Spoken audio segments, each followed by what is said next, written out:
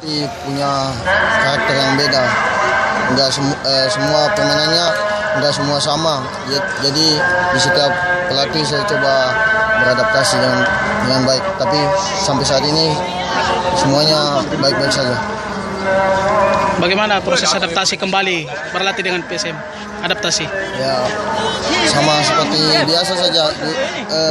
Keadaan sama pemain-pemain cukup baik. Kira-kira beda enggak latihan strategi atau teknis antara pelatih Luis Milla, Indra Safri juga ke Coach Robert? Ya beda. Beda ya.